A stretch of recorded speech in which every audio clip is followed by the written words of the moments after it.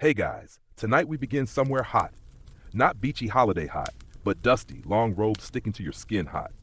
Picture this, you're trudging across a market square somewhere in ancient Arabia. The scent hits you first. It's strong, sour sweet, vaguely dairy, and somehow seductive. That's fermented camel milk. You raise an eyebrow, but apparently back then this was the real deal. Not only was it a daily drink, it was whispered about behind veils and palm fans as something a little more stirring. So, before you get comfortable, take a moment to like the video and subscribe, but only if you genuinely enjoy what I do here. And if you're listening from a faraway bed, leave a comment with your location and what time it is where you are. I love seeing where these sleepy journeys land. Now dim the lights, maybe turn on a fan for that soft background hum, and let's ease into tonight's journey together. You follow the market's sandy pathways, past vendors hawking incense, copper trinkets, and dried dates that have been in the sun a little too long. Then, tucked under a sun-bleached canopy, you find a row of tall clay jugs. Each one smells faintly sour. The vendor catches your eye and leans in. "She'll say yes if you bring this," he whispers, offering a small cup filled with a thick, white liquid, fermented camel milk known as shubat or Leban, a Bedouin staple, but also an aphrodisiac? Historians still argue whether camel milk's reputation as a stimulant came from its nutritional punch or from cultural layers we can't quite decode. Rich in vitamin C, heavy on the probiotics, and famously difficult to digest unless you've grown up on it, it was often associated with vitality and heat. And in traditional humoral medicine, the body's moods dictated by fluids, heat was a good thing for romance. You sip, it's tangy, there's a lingering kick. The vendor chuckles knowingly. In desert cultures, staying hydrated meant staying alive. But being seductive, that meant something more layered. Among the nomadic tribes, camel milk was sometimes paired with dates or honey and consumed before marriage nights or seasonal fertility ceremonies. Add a few drops of myrrh, and suddenly it's a blessing potion, or so the older women say while hiding their smiles. In The Erotic Spirit Through History, Peter Webb describes how many cultures link bodily vitality to the foods of the land, especially the ones hardest to acquire. Camel milk was precious, and like all rare things, it collected stories. Some whispered it stoked masculine desire, others claimed it softened a woman's heart. Eleanor Herman, in Sex with Kings, recalls a similar phenomenon at European courts, how rare foods, presented with care, took on meanings beyond nutrition. But back in our sand-dusted marketplace, someone's roasting seeds beside you. Fenugreek, maybe? Another known stimulator. There's a mingling of sensory overload. Heat, spice, the faint perfume of cardamom carried on the breeze, and the unmissable sight of couples bartering for rose oil. The romantic atmosphere might surprise you. But then again, maybe it shouldn't. After all, in harsh climates, intimacy is one of the few indoor sports available. And the fermented milk? It wasn't just drunk. There are records, sparse but intriguing, suggesting camel milk mixed with herbs was used as a rub-down before weddings. Was it sensual? Medicinal? Both? Historians can't agree, but you imagine a warm tent, a bride with henna-stained hands, and older women anointing her limbs with a concoction meant to both soothe and spark. Nearby, a traveler from Persia sits writing in his journal. He's cataloging the love potions of the region, and his notes include an odd detail. When consumed by both lovers, camel milk was said to bring about equal warmth. Whether that warmth was emotional, physical, or just a side effect of lactose intolerance is up for debate. But let's not forget one thing. This wasn't the only romantic beverage floating around.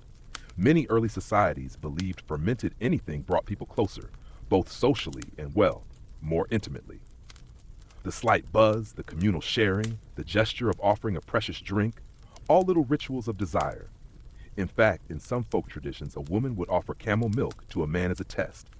If he drank it without flinching, he was brave. If he asked for more, he was interested. If he made a face, well, better luck next suitor. The fringe detail? One obscure nomadic poem describes how camel milk, sprinkled with dried desert herbs, could melt the heart of even a stone-faced man. Probably poetic exaggeration, but then again, love often is. Your walk continues through the warm marketplace. You feel a gentle breeze, a lazy buzz of flies, the distant ring of a bell from a passing caravan. The world moves slowly here, sensually even. There's no rush. Love is brewed, not sparked. And as night begins to fall, the smells deepen.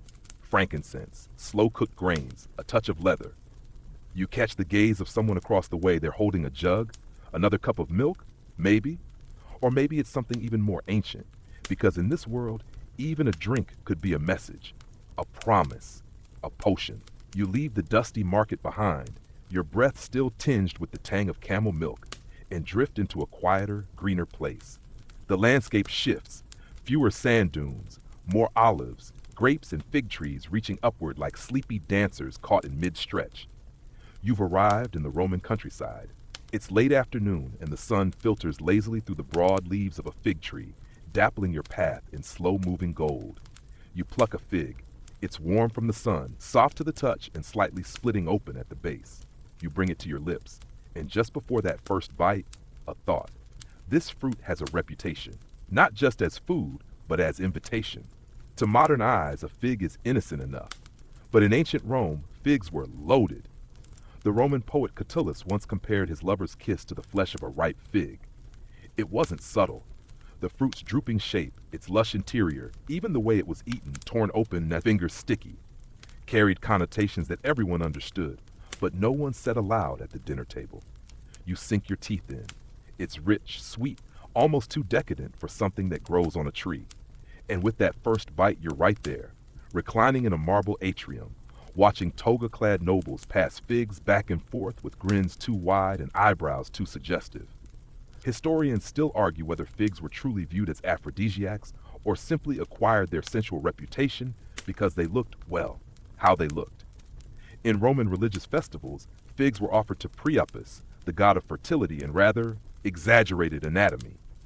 In those rites, figs weren't just symbolic. They were part of a sacred flirtation between mortals and deities. In Eleanor Herman's Sex with Kings, she recounts a curious anecdote. One noblewoman reportedly rubbed mashed fig pulp on her wrists and neck before romantic encounters. Was it perfume, skincare, a ritual cue, or maybe just a fruity excuse for someone to get closer and ask, "What's that scent?" Either way, the fig was everywhere, in temple rituals, in love poems, in gossip whispered behind embroidered fans. Here's the fringe detail. Dried figs were sometimes sewn into bridal clothing, hidden in the hem or bodice. Supposedly, they would warm the womb and ensure fertility. Whether or not that's scientifically sound, spoiler, probably not, the belief stuck for centuries. Some brides even carried a fig in their hands instead of flowers, like a fruity talisman of future pleasure. You walk deeper into the orchard. A pair of young lovers giggle beneath a tree, trading bites of a single fig like some ancient version of Lady and the Tramp. A few feet away, an old farmer leans against his cart, shaking his head as if to say, "Kids these days," even though those kids are about 2,000 years before your time. The fig also shows up in unexpected places. In Egyptian mythology, the sycamore fig was associated with Hathor, goddess of fertility, dance, and joy. She was often depicted offering figs to the dead, not as snacks, but as tools of resurrection. Even in the afterlife, desire needed a jumpstart. In Greek medicine, figs were classified as heating foods in the humoral system. Too many figs, and your body, and possibly your passions, could overheat. You weren't just what you ate, you were how you responded to what you ate. So moderation wasn't just good manners, it was moral strategy. Michel Foucault, in The History of Sexuality, mused that ancient cultures used food, especially fruits like figs, as coded mechanisms to police desire. A woman caught overindulging wasn't just eating, she was being watched. Appetite was always a metaphor. Now let's not get too serious, because while the scholars debated, the poets got busy. Ovid, of course, couldn't resist a good fruit metaphor. In one of his racier passages, he suggests a fig's tenderness is akin to a lover's whisper. And Pliny the Elder, the encyclopedic Roman naturalist, claimed that figs increase stamina, especially in bed. He was probably just hangry and projecting. You sit beneath the fig tree, your fingers sticky, and let the breeze wrap around your ankles. The orchard hums with bees and soft-footed servants collecting fallen fruit. Someone strums a lyre nearby, a sleepy melody about love lost and found and then lost again. And you remember something. The fig isn't just sensual, it's secretive. Unlike other fruits, it blooms inward. Its flowers are hidden inside the fruit, never exposed to the air. To see its bloom, you must tear it open. That strange yet inward intimacy felt deeply symbolic to the ancients. A flower that loves in silence, a sweetness that doesn't boast. You sip from a nearby cup of watered wine and watch a nobleman tip a plate of figs toward his guest. No words, just the offering. And in Roman society, that gesture might mean more than a sonnet. There's also the fig tree's role in everyday superstition. Some Roman households planted a fig tree near the front door, not just for shade, but for fertility and protection, to keep love strong, to invite sensuality without shame. In some places it was taboo to cut down a fig tree. People believed it would curse their chances at romance for 7 years. Not exactly Tinder's unmatched button, but emotionally just as devastating.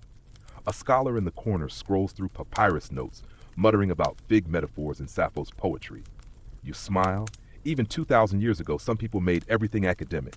But back in this quiet orchard, you aren't thinking academically. You're full, a little flushed, and everything is slower. The bee's flight, the fall of sun through leaf, the movement of your own thoughts. The fig isn't flashy. It doesn't shout, but it lingers, long after it's eaten, long after the stories are told. You wonder how many ancient romances began under a fig tree like this one, with juice on fingers and too much silence between shared glances. You lie back on the grass. A fig rolls from your hand. The breeze tugs gently at your tunic. Someone is singing again, low, sleepy, a little out of tune. And as the sun sinks behind the orchard wall, you realize some fruits weren't meant to nourish the body. They were meant to stir the heart. You wake up, or maybe you never quite fell asleep, on the banks of a still pond surrounded by mist. The reeds rustle. A soft splash, maybe a carp breaking the surface. You're in Han Dynasty China around 100 BCE, a time of emperors, scholars, and a culinary fascination with things that slither, squish, or shimmer underwater. Tonight our aphrodisiac isn't fruit, it's fish, very specific fish with very specific functions. You're wrapped in silk. Yes, it's humid, yes, but it breathes well. A servant bows deeply, presenting you with a lacquered tray. Upon it lies something pale, gelatinous, and vaguely unnerving, a fish bladder, delicately steamed with ginger and rice wine. You raise an eyebrow. The servant smiles knowingly. For strength, he says. Historians still debate whether ancient Chinese aristocrats believed fish bladders worked because of their texture, their rarity, or the way they resembled internal anatomy. But we do know this. Fish parts, especially soft, squishy ones like swim bladders and fish maws, were prized in traditional Chinese medicine for their tonifying effects. In Han pharmacology, they were considered excellent for increasing qi and warming the kidneys, a euphemism if there ever was one. In The History of Sexuality, Foucault discusses how different cultures map desire not just to emotions, but to organs. In Han China, the kidneys weren't just for pee. They were thought to store jing, the vital essence that governed everything from willpower to arousal. To strengthen the kidneys was to strengthen the libido, hence, fish. You sit across from a scholar with impeccably trimmed facial hair. He gently lifts a piece of fish maw with his chopsticks, dips it into black vinegar, and gestures toward your bowl. Eat well, he says. Tonight is for poetry. You're not sure if he means literal poetry or if that's just an elegant euphemism. You eat anyway. The texture is chewy, unsettling, but not unpleasant. It's like eating a steamed cloud that has opinions about your dating life. Elsewhere in the city, carp tongues are being diced into soups. Sea cucumbers, long, slick, and deliberately suggestive, are stir-fried with scallions and served with lotus root, the symbol of purity and hidden depth. The juxtaposition is deliberate. In Han court banquets, food wasn't just sustenance, it was messaging. One concubine offering another a slice of eel might be interpreted as an insult or a very bold proposal, possibly both. Here's your fringe tidbit. One preserved household manual from the Han period includes a recipe for a fish-based aphrodisiac meant to be consumed during the spring festival. It involved boiling fish liver, honey, and powdered deer antler, then drinking it while facing east and reciting a poem to the moon. Was it effective? Debatable. Was it poetic? Absolutely. And not all fish were equal. Carp were revered for their endurance. Swimming upstream was a metaphor for ambition, virility, and perseverance. One legend told of a carp that leapt the dragon gate and became a dragon. The symbolism was not subtle. Meanwhile, behind the palace walls, the emperor's inner court is buzzing. A new favorite concubine has introduced a dish of marinated squid tentacles glazed in sesame oil. It's considered shocking. Squid is too foreign, too slimy, too vocative, and yet, by the end of the season, everyone's eating it. The palace chefs call it golden threads of the sea. The commoners call it something much less elegant. In Peter Webb's The Erotic Spirit Through History, he points out that foods which look or feel erotic often gain those reputations precisely because of their tactile qualities, not because they have pharmacological effects, but because they become sensual through context, through memory, through stories told in half-whispers between candle-lit sips of plum wine. Which brings us back to the man with the neat beard. He's now peeling a lychee and explaining how its slippery texture and vivid flesh make it a favorite post-dinner treat in the scholars' quarter. Like lips, he says, deadpan. You almost choke on your tea. Historians still puzzle over how seriously these foods were taken as aphrodisiacs. Were they folk beliefs, psychological suggestion, or genuine attempts to alter physiology through dinner? The answer is likely all of the above. After all, if you believe that fish maw will make you desirable, and your crush happens to like a good steamed maw, then who's to say it's not working? You walk down a moonlit corridor past carved wooden screens. Lanterns swing gently. From inside one chamber, you hear soft laughter, the clink of bowls, and what might be the start of a song. Lovers, friends, poets. In Han China, the lines often blur. Romance was meant to unfold slowly, like a scroll unrolling. No rush, plenty of fish in the pot. Out in the countryside, far from the capital, a grandmother is teaching her granddaughter how to prepare dried jellyfish with rice vinegar, a dish that squeaks when you chew it. She says it was her grandfather's favorite. The granddaughter asks why. Because it made him write better poems, the grandmother says with a wink. Ah yes, poetry. The fishy reputation didn't end with the Han Dynasty. For centuries afterward, various fish-based delicacies continued to be whispered about in bedrooms and herbalist shops alike. By the time you reached the Tang Dynasty, sea cucumbers had their own erotic fan poems, and eel dishes were served with candles shaped like peach blossoms, just to make the message extra clear. Back in your room, the tray is empty. The fish bladder is gone. The air smells of ginger and scallion. Your companion rises, bows, and disappears into the hall.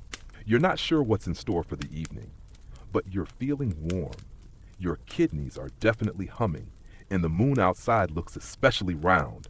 You're lying on a cool marble floor, half draped in linen, somewhere in ancient Greece. The light is soft, filtered through swaying fabric. Someone is fanning you lazily with a palm leaf. You hear the murmur of a fountain in the background and the gentle clink of pottery. Welcome to the house of a wealthy Athenian merchant, circa 420 BCE, where tonight's seduction strategy is as old as sweetness itself. Honey, not just for bread, not just for bees, for love, for desire, for poetry, and if the healer's scrolls are to be believed, for medical purposes too. The first thing you taste is honeyed wine, oinomili, served warm in a bronze cup. It smells like sunlit fields and wildflowers. Your host says it's a stimulant of agreeable temperaments. You drink slowly. It's sweet, sticky, comforting, and possibly the beginning of trouble. In ancient Greece, honey wasn't just food, it was a medicine, a symbol, and depending on how you used it, an aphrodisiac. Historians still debate whether the Greeks actually believed honey physically induced lust, or whether it just created the right mood, warmth, indulgence, and enough sugar to lower your inhibitions while raising your pulse. Here's a fun fringe detail. Some Athenian women reportedly mixed honey with powdered almond and wore it as a skin balm before romantic evenings. Not because it helped anything specific, but because it made them smell edible. Literally. And as Peter Webb points out in The Erotic Spirit Through History, ancient aphrodisiacs often blurred the line between consumption and caress. You recline on embroidered cushions beside a small fig tree. Yes, they're still following you. A flute plays nearby. Your companion dips their finger in a small bowl of creamed honey and offers it to you. To Aphrodite, they whisper. Now you might be wondering, did ancient Greeks just drizzle honey on everything romantic? The answer, basically yes. They mixed it into wine, smeared it on bread, and occasionally used it in body preparations that could be charitably described as experimental. The Kama Sutra even mentions honey as part of romantic ointments. It wasn't a Greek text, of course, but similar trends of using sweet things on skin echoed across cultures. In temple rituals, honey had sacred weight. It was offered to the gods in libations and used to embalm the dead. There was a belief that honey connected the living and the divine, that it preserved the soul as it sweetened the senses. A strange paradox, a food of both lovers and corpses. But in the privacy of the home, honey was a different kind of offering. Greek love poetry often compared lovers' lips to honey. Sappho, yes, the original heartbreak queen, once wrote, "You came and I was crazy for you, and you cooled my mind that burned with longing." Some scholars think the cooling was metaphorical. Others point out that honey was used in cooling ointments, meaning she could have been referencing a real balm, possibly applied in more than one place. Eleanor Herman in Sex with Kings describes how rulers often had private stores of special honey, some flavored with herbs, others imported at great expense from distant islands. Cleopatra, though Egyptian, reportedly bathed in honey-infused milk. While this may be partly legend, it reflects a wider cultural obsession. If it's sweet and soft and golden, it probably belongs in the bedroom. In one preserved medical scroll from the 5th century BCE, a healer recommends a draught of honey wine and mint before bed to rouse the body and soften the belly. That last part might sound like a digestion aid, but Greek physicians often use softening as a euphemism for emotional and sensual readiness. You lean back. Someone places a bowl of goat cheese, honey, and crushed walnuts at your side. It's thick and fragrant, the kind of dessert that doesn't end with food. Your fingers brush against another's. You're both a little sticky, but no one's complaining. Historians still puzzle over how much of this was belief versus performance. Was honey genuinely seen as a libido lifter, or was it just the perfect excuse to touch, feed, and flirt? In a culture where direct speech about intimacy was frowned upon, except in comedy, food became a second language. A spoonful of honey said more than a scroll of poetry. And beyond personal use, honey had public importance. It was harvested with care, stored in sealed amphorae, and sold at high prices in city markets. Temples kept their own hives, believing that bees were messengers between gods and mortals. This divine association made honey suitable for sacred meals, wedding rituals, and on occasion, more private moments of spiritual communion. Now for a stranger story. In one odd record, a healer from Thessaly describes mixing honey with dried rose petals and the crushed horns of a young ram to create a nighttime dreaming syrup. It was meant to summon visions of the beloved and stir the limbs. That last phrase is left frustratingly vague. Modern historians suspect it was either a sedative or a very gentle stimulant, depending on who brewed it and how strongly they believed in its effects. You rise slowly from your cushions, feeling both relaxed and unusually light. The air smells of beeswax candles, thyme, and warm stone. Your companion beckons you to a tiled bath where steam curls upward, and you realize Greeks didn't just eat honey. They infused it into life, into rituals, into slow, sticky hours where time melted like sugar in tea. One last thing. In some weddings, brides and grooms shared a honey cake shaped like a small heart or shell. The symbolism was clear. Even if the frosting wasn't, the Greeks knew that sweetness was meant to be shared. Slowly, with eye contact, you step into the bath, water hugs your skin, honey still lingers on your tongue, and as the lyre music drifts in from the courtyard, you feel it, that ancient warmth, sweet and just a little wild. The moon is high now, and the sky above you is dark velvet stitched with silver stars. You're gliding gently down the Nile in a wooden boat that smells faintly of sun-warmed reeds and ancient resin. A single torch flickers at the bow, casting soft ripples of gold across the water. You're in ancient Egypt now, where sex, scent, and spirit swirl together like incense in temple air. Tonight's aphrodisiac, blue lotus wine. And maybe a little crocodile fat, if you're feeling brave. You arrive at a noble's estate just outside Thebes. The gardens are lush, moonlit, overgrown with night-blooming jasmine. You step onto a path lined with flickering oil lamps. The party is already humming. Laughter, low music, the soft tinkle of beads and gold against linen. A tray floats past. On it, dates, roasted nuts, and small clay cups filled with dark liquid. You take one. It smells Floral, slightly bitter, earthy with a strange warmth beneath. This is blue lotus wine, fermented with the petals of the sacred Nymphea cerulea, a plant the Egyptians believed opened not just your mind, but your loins, or maybe your dreams, or maybe both. Historians still argue whether blue lotus was a hallucinogen, a gentle sedative, or just a very fancy flavoring. Modern research suggests mild psychoactive properties, but what's beyond debate is its cultural weight. The blue lotus was associated with rebirth, beauty, and erotic power. Art from the New Kingdom, c. 1550 to 1070 BCE, is full of party scenes where guests inhale lotus petals, drink lotus-laced wine, or simply wear the flowers in their wigs as suggestive accessories. You sip. It's strange and compelling, like drinking sleep that knows your secrets. A priestess nearby adjusts your collar, dabs perfumed oil behind your ears, and smiles like she knows something you don't. Tonight, she says, the gods listen closely. In Peter Webb's The Erotic Spirit Through History, he describes how the blue lotus represented more than seduction. It symbolized sacred pleasure, pleasure that aligned with the divine, not in opposition to it. Egyptian rituals didn't separate sex from spirituality. They saw both as forms of transformation. Take Hathor, for example, the goddess of love, music, and drunkenness. Her priests and priestesses often performed rites that included music, wine, and sensual dance under the blue lotus. Not scandalous, but celebratory, a reenactment of the original joy the gods used to sculpt the world from chaos. In Sex with Kings, Eleanor Herman notes how Egyptian queens and royal consorts used scent, especially blue lotus oil, not just for allure, but for power. Cleopatra's barge famously was said to be so perfumed that the winds loved her. Even if Plutarch exaggerated, the message was clear. Scent seduces before speech. But we're not done yet. You move through the party and into the private bathing area. Here, servants massage guests with warm oils, some made from fenugreek, others from more experimental mixtures. And yes, that's crocodile fat. Don't flinch. Here's your fringe tidbit. Some fertility amulets were made by mixing animal fat, especially crocodile, with herbs and applying them to the inner thighs before ritual intercourse. Symbolic, surely, but maybe also practical? Crocodiles were potent symbols of virility and power. To wear their essence on your skin was to borrow some of that primal energy, or at least, that was the hope.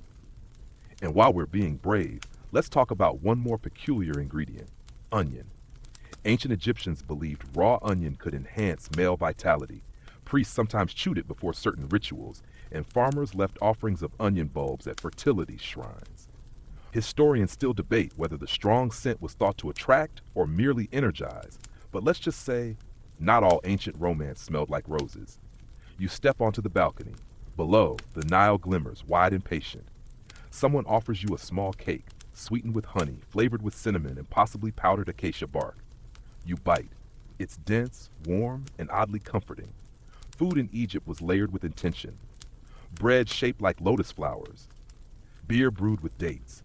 Spices chosen not just for taste, but for how they echoed the natural world. The erotic world, the divine. A scribe sits cross-legged nearby, writing slowly by lamplight. You peek. He's copying verses from a love poem written over 1,000 years before your arrival.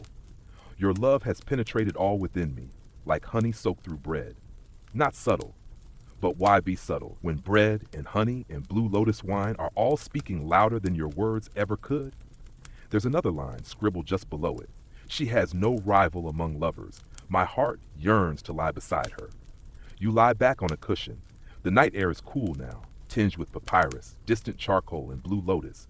Your limbs are warm, heavy, not quite sleepy, not quite ready. Historians still wonder how much of Egypt's sensuality was ritualized performance versus daily life. Were these rites everyday pleasure or festival indulgence? The truth probably lies somewhere in between. Egypt was a culture where scent, sound, and sweetness mingled with meaning, where gods danced among mortals during feasts, and where even a simple cup of wine could promise more than just a good night's rest. So you finish your drink, close your eyes, and feel the flower open inside you. The stars blink out as the horizon glows amber. You've wandered eastward now, and when you next open your eyes, you're standing barefoot in a small kitchen made of packed earth and polished stone. Outside, the air smells of early morning rain on mango leaves. You're in Vedic India, somewhere around 800 BCE, and someone is grinding spices with such purpose that you swear they're cooking up a marriage proposal. You're in the world of Ayurveda, India's ancient system of medicine, where food, love, and health were never separate things. And tonight's aphrodisiac doesn't come in a cup. It simmers in a clay pot. Goat stew with black pepper, ginger, garlic, and maybe something else. A root with a name you can't pronounce and a function that raises eyebrows. A young man stirs the pot slowly, humming a mantra under his breath. Across from him, a girl with jasmine in her braid arranges bowls of chopped dates, boiled milk, and crushed almonds. You're not at a feast, you're at a medicinal ritual.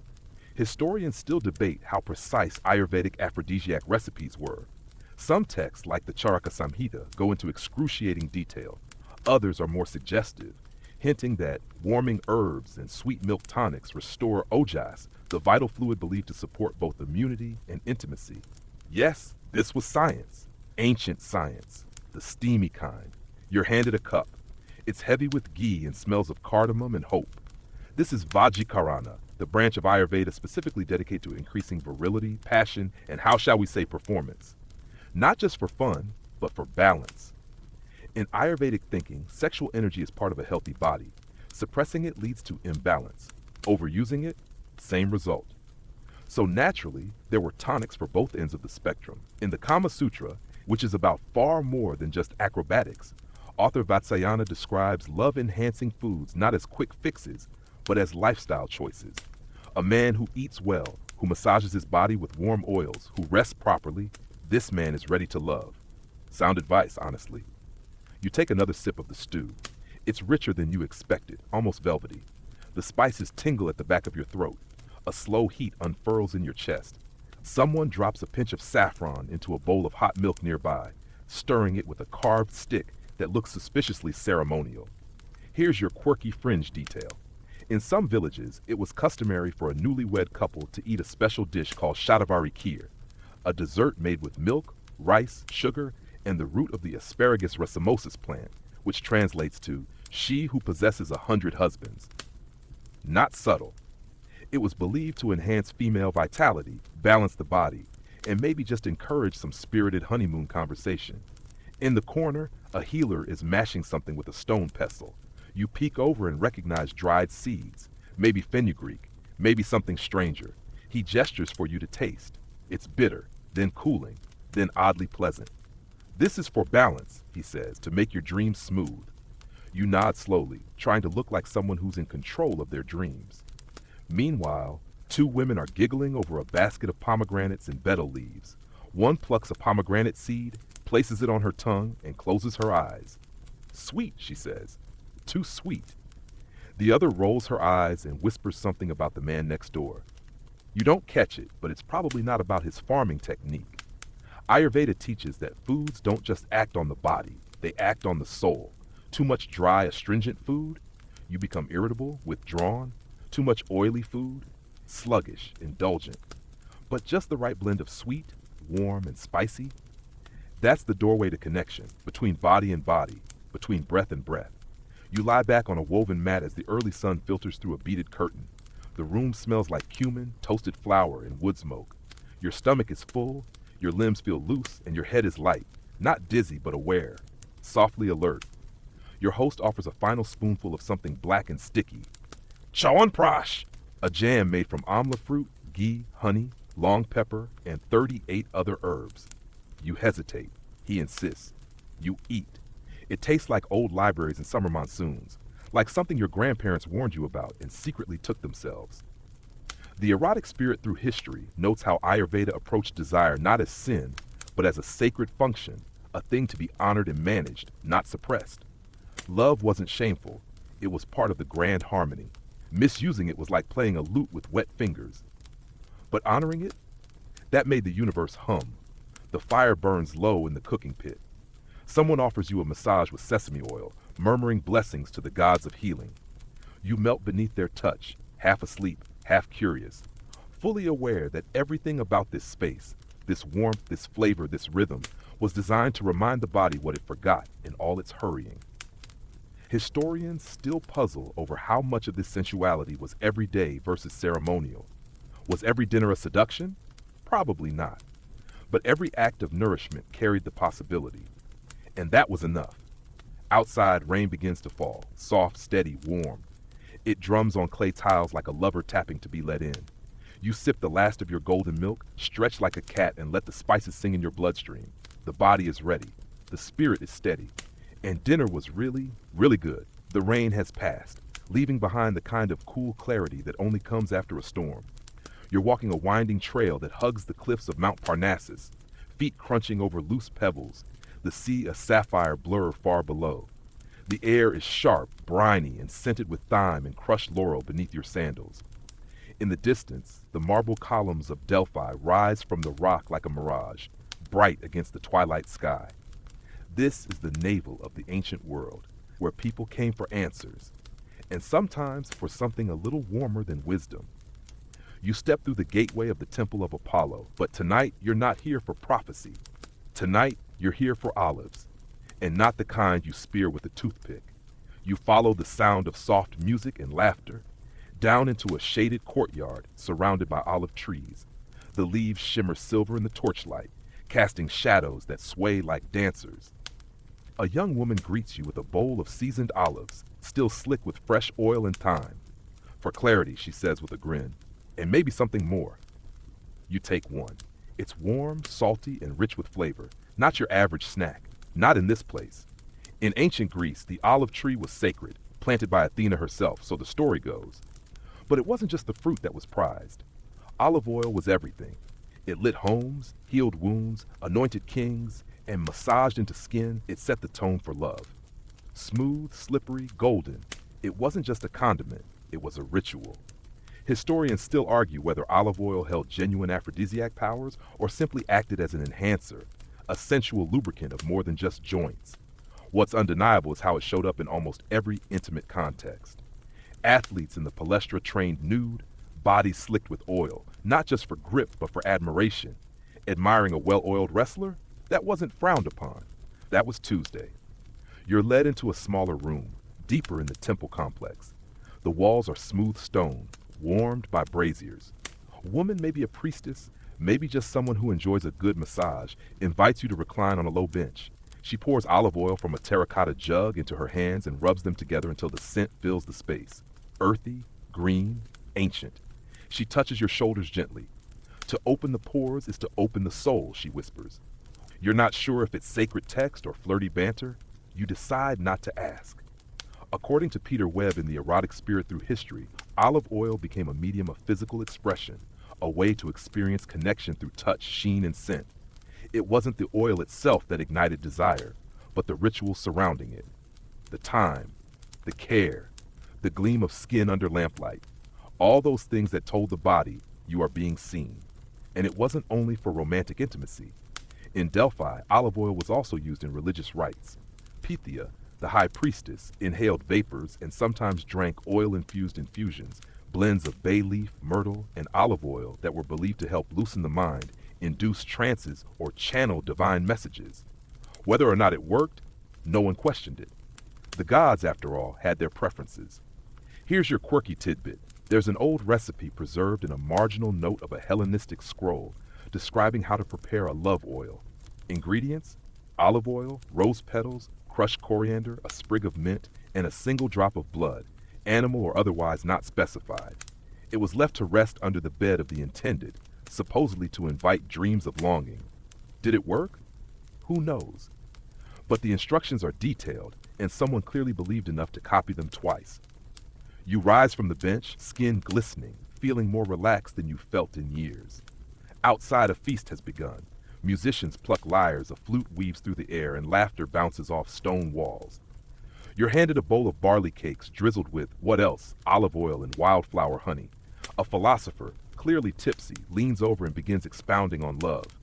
Desire, he slurs gently, is the soul remembering what it once had. You nod. Maybe that's the oil talking. Or maybe it's the wine. Eleanor Herman in Sex with Kings reminds us that ancient rulers, Greek, Roman, and beyond, used oil not just for seduction, but for status. Cleopatra herself imported Greek oil, perfumed with exotic resins, to dab behind her ears before diplomatic encounters. It wasn't just a lure, it was strategy. Smell like power, she would have said, if hashtags had been a thing. But in the common houses, the use was simpler and more intimate. Lovers rubbing each other's feet. Women combing perfumed oil into their hair. Boys sneaking into the storage room to borrow a little too much from the family's amphora. Oil as affection. Oil as memory. As the night deepens, someone lights a row of lamps and pours oil slowly into each one. The flames leap, then steady. You watch the light ripple across faces, some smiling, some half lost in thought, others leaning closer to whisper secrets. Historians still wonder how much of the sensual culture was theater versus daily truth. Did people live like this all the time? Probably not. But they built their rituals around these moments. They carved out space for them. They believed that desire deserved oil and fire and song, that it wasn't just base instinct, it was beauty, it was philosophy. You walk to the edge of the courtyard, where olive trees frame the starry sky. You run a hand down your arm, still soft from the oil, and you understand. It wasn't the olive, it was the intention, the hands, the moment, the glimmer in a lover's eye when the lamplight makes you shine. You close your eyes, the breeze rustles the branches above. Somewhere someone laughs, low and full. The night, it seems, still has plenty to say. The olive groves fade behind you like a dream just remembered, and now you're somewhere louder, warmer, slightly chaotic in a delightful way. There's perfume in the air, not from flowers, but from roast meats, bubbling sauces, and the faint tang of oysters left too long in the sun. You've stepped straight into the dining hall of an elite Roman villa, sometime around the 1st century CE, and tonight, the orgy is not where you think it is. It's on the dinner plate. Forget silk sheets and scented baths. This is seduction via gastronomy, a full banquet designed to stimulate your appetite in every sense of the word. You're led to a cushioned couch in a triclinium, a formal Roman dining room where guests recline while slaves circulate with trays of food and wine. You're positioned carefully, face turned the host, one elbow propped, so the folds of your toga fall just so. It's theater, and you're part of the set. The smell of peppered dormice and honey-glazed quail already has your stomach rumbling. A slave girl sets down the first dish, a pile of asparagus spears, artfully arranged and drizzled with garum, the infamous fermented fish sauce that Romans used like ketchup but smelled more like punishment. Still, you try it. It's salty, funky, oddly compelling. And if Pliny the Elder is to be believed, asparagus was known to stir the blood. A euphemism, no doubt, for its supposed aphrodisiac effects. Historians still argue whether the Romans genuinely believed in these powers or simply enjoyed the theater of sensual suggestion. Either way, the menu tells a story. Oysters, always a favorite, honeyed pine nuts, a known stimulant, and even raw sea urchin served on flatbread. For the brave and the bold, your host winks. And then there's wine. Not just any wine. This is mulsum, a blend of wine and honey, spiced with cinnamon and sometimes rue, a bitter herb said to sharpen the senses. It's served warm, in shallow cups, and replenished so frequently you lose track of how many toasts you've made and what exactly you were toasting. As you recline, you can't help noticing that people are speaking in lower voices now. The topics, slippery. The gestures, slower. Every olive pit tossed to the floor seems more intentional. This isn't just eating. This is foreplay with fork and knife. Eleanor Herman notes in Sex with Kings that Roman emperors often used banquets not only to display wealth, but to test loyalty, spark rivalries, and ignite romance. The food wasn't just lavish, it was curated. Caligula famously served dishes shaped like genitalia, and Nero's parties sometimes included live performances alongside dinner, some operatic, some acrobatic, some very interactive. You reach for a fig, remembering your earlier adventure. This one is stuffed with crushed walnuts and goat cheese, then baked in honey and dusted with pepper. It explodes on your tongue, sweet, sharp, and a little outrageous. Across from you, a guest closes their eyes dramatically after a bite. Someone offers a peeled grape with such flourish that it borders on performance art. Your host claps twice. The next course arrives, a roasted peacock, feathers restored and glimmering with gold leaf. For show, the host says. The real prize is what comes next. You're handed a small pastry filled with a spiced mixture of leeks and something unidentifiable, but the point is clear. Every bite tonight walks a line between pleasure and provocation. Here's your fringe detail. Romans sometimes included so-called love eggs in their meals. Boiled goose eggs dyed with saffron and offered with a knowing glance. One recipe, preserved in the Aphrodisiacs cookbook, instructs the cook to boil the eggs with leeks, garlic, and wine, then serve them split in half, yolk facing up, with a drizzle of mustard and honey. It was considered ideal for encouraging warmth between reclining friends. A musician begins to play a slow, pulsing rhythm on the cithara.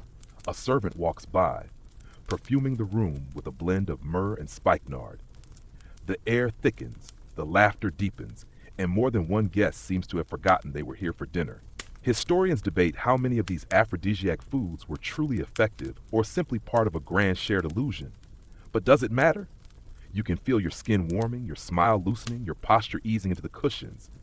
The room hums with appetite, not just for food, but for story, touch, connection. At your side, someone offers you of candied ginger slices. You hesitate. They lean in. Good for the blood, they say, and very good. After. The final dish is served in silence, a bowl of warm milk, steeped with saffron and crumbled rose petals. You sip. It's floral, creamy, and vaguely hypnotic. The lights have dimmed. The fire crackles. Someone whispers a joke you don't quite catch, but it doesn't matter. You laugh anyway. One last toast is made, to Venus, to Fortuna, to good company and full bellies, and then the room exhales. Soft conversation, the clink of cups, someone singing gently off-key. You lie back, fingers sticky with honey, breath slow. Tonight you've eaten desire in all its forms, salty, sweet, strange, and sacred. And in Rome, that counts as a very successful night. When you next open your eyes, it's night again. But this time, the stars are different. The constellations above you are unfamiliar, brighter, and heavier somehow, as if the sky itself is fuller here. You're in ancient West Africa, somewhere in the Yoruba lands of what is now Nigeria.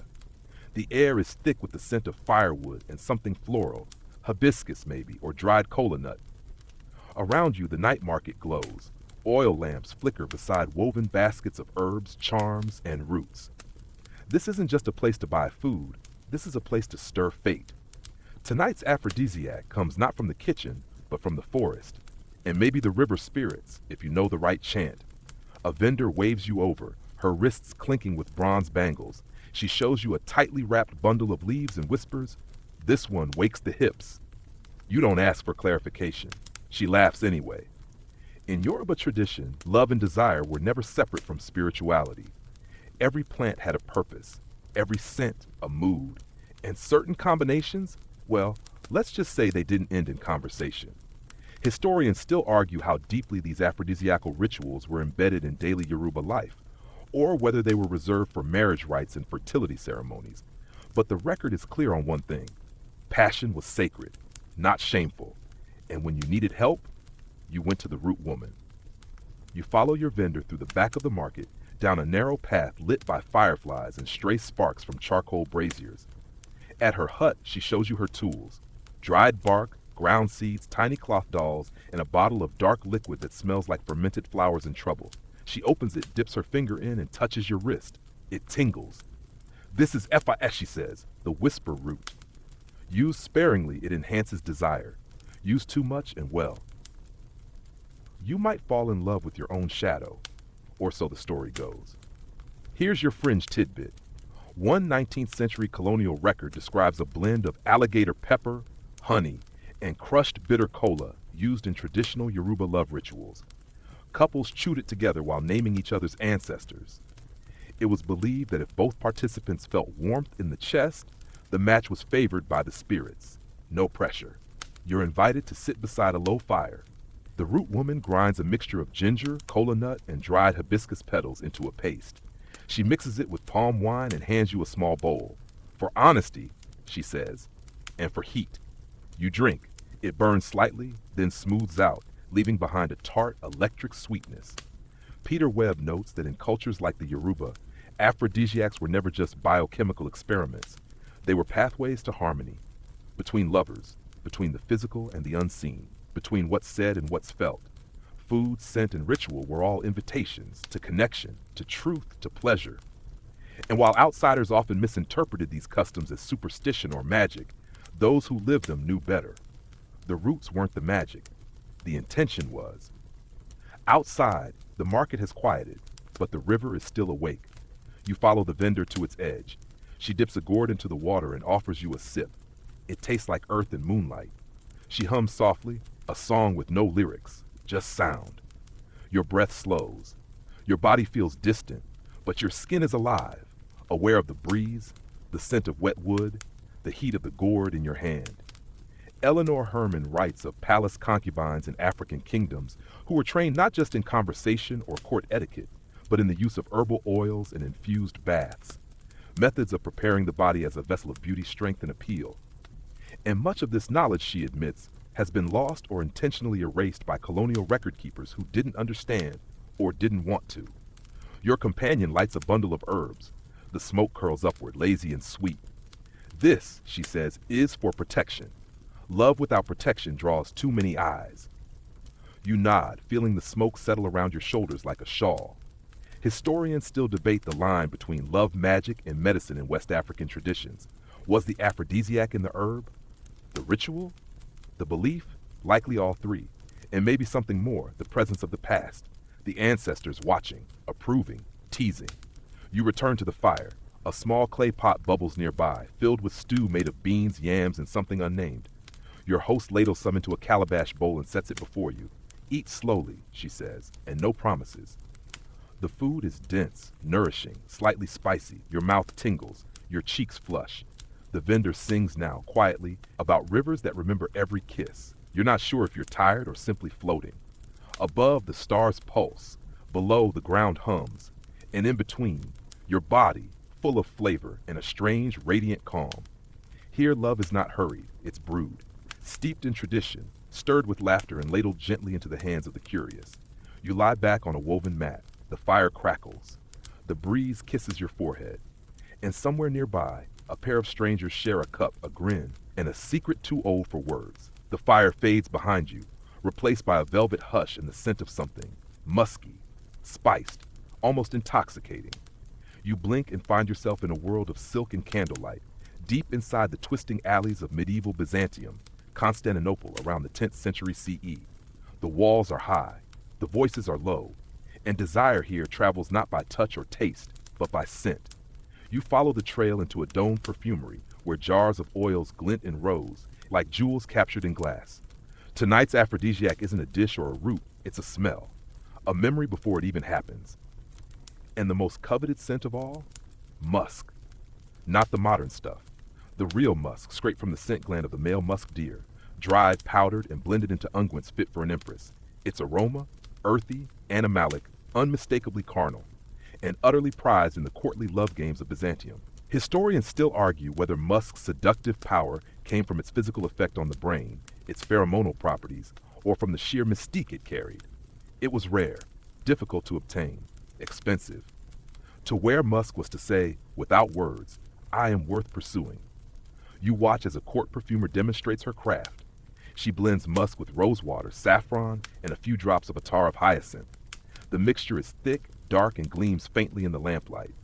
She dips a thin reed into the oil and brushes it onto her wrists, her collarbone, her inner elbow, each point chosen with care. She turns to you. Smell is the memory that lingers the longest, she says. Touch fades, but this stays in the mind. You lean in. The scent is wild and elegant at once, like velvet thrown over something animal. It wraps around you, not aggressively but insistently. Suddenly you feel taller, sharper, more interesting than you were a minute ago.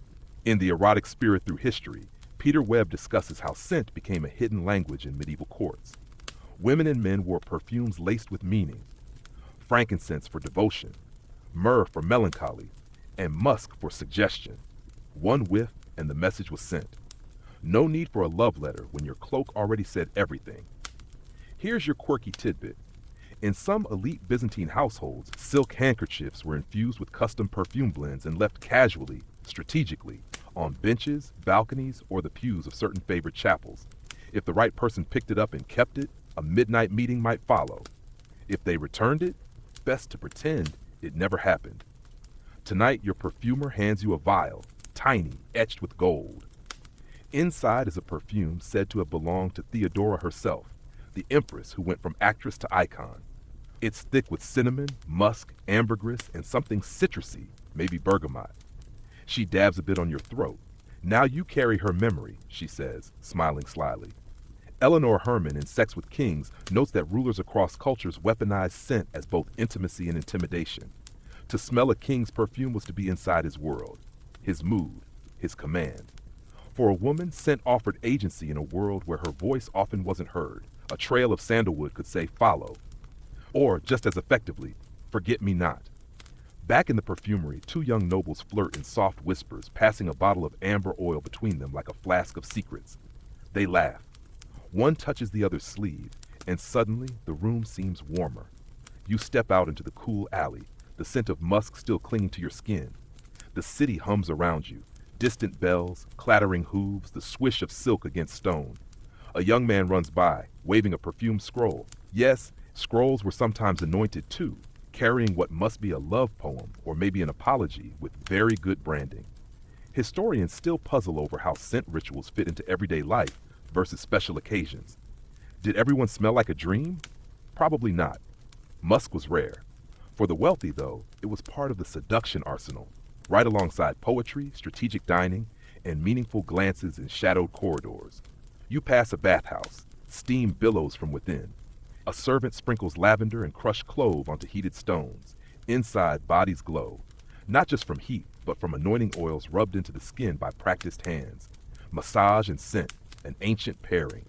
One to relax, one to remember. You sit by a fountain, and someone hands you a small cake soaked in rose syrup. Another common pairing, food and fragrance. In Byzantium, dishes were often perfumed, not with heavy spices, but with floral distillates. The body wasn't just to be touched or fed, it was to be scented, inside and out. A breeze carries the notes of jasmine, cedar, and musk through the square. Someone has entered. You don't see them, you don't need to. Their presence trails behind them like a signature. And in that moment, you understand. Scent is the story that walks ahead of you, the part that lingers after you've left. You breathe in. The musk, the flowers, the faint salt of the sea. Your pulse slows. Your shoulders soften. The perfume has done its work, not just on you, but within you. And as you close your eyes, the city of Constantinople exhales, sweetly, sensually, a love letter written not ink, but in air. You stir from your scented dream in Byzantium and wake to a drum beat.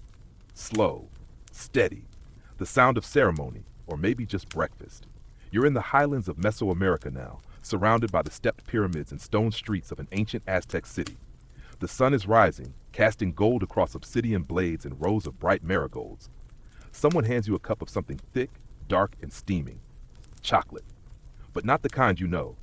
This is chocolat, bitter, frothy, spiced with chili and wild vanilla. Served in a clay vessel painted with jaguars and serpents. You sip it slowly. It's warm, electric, alive. In the Aztec world, chocolate wasn't dessert. It was sacred, stimulating, and depending on who you were drinking it with, decidedly sensual. Tonight's aphrodisiac doesn't come from a hidden root or a rare scent. It's this, liquid fire, shared in a temple courtyard under a sky full of stars that watch everything and say nothing. Historians still argue whether the Aztecs used chocolate explicitly as a sexual stimulant, or if its effects were more holistic, energizing the body and sharpening the senses. But it's no coincidence that Montezuma, the great emperor, was said to have consumed up to 50 cups a day, especially before visiting his wives. Whether this was personal preference or strategic preparation, we may never know. In Sex with Kings, Eleanor Herman mentions chocolate not only as a royal indulgence but as a tool, served to impress, to seduce, and sometimes to declare status. To offer some cup of chocolatlo was to extend more than refreshment. It was an invitation, a promise, possibly a challenge. The priest beside you is mixing more chocolate in a wide bowl, pouring it between vessels to create foam, the prized top layer that symbolized wealth, power, and pleasure. He adds chili powder, a touch of honey, and, in this case, a flower you don't recognize. For warmth, he says, smiling. Here's your fringe tidbit. Among the Aztecs, certain ceremonial caresses were part of pre-marriage rituals, intimate gestures performed by candlelight while drinking shared chocolate. These weren't crude acts. They were sacred choreography. And the chocolate wasn't just tasty. It was seen as a gift from Quetzalcoatl himself, the feathered serpent god of wisdom and wind. and sometimes desire. You follow the priest into a garden blooming with cacao trees. The pods hang heavy and alien like wrinkled golden footballs. He slices one open.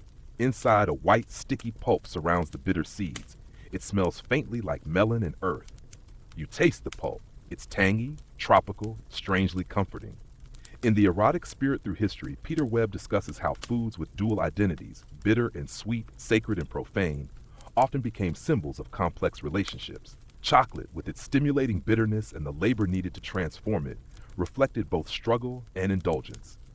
Love wasn't always easy. Neither was chocolate. Nearby, two young people sit facing each other, hands cupped around steaming mugs. They're not speaking, they're sipping, eyes locked. Every now and then, one dips a finger into the foam and touches the other's lips. It's ritual, it's courtship, and it works. You return to the courtyard, where a low table has been set for the morning meal. Tamales wrapped in banana leaves, corn cakes topped with honey and crushed cacao nibs. And in the center, another jug of chocolatl, this one darker, almost black, and spiced with something that makes your lips tingle. The priest winks. This one, he says, is for evening. As you eat, you notice something else. The food here isn't heavy, but it hums. The combination of flavors, bitter, sweet, spicy, smoky, seems to play a melody inside you. Your thoughts feel sharper. Your pulse, just a bit quicker.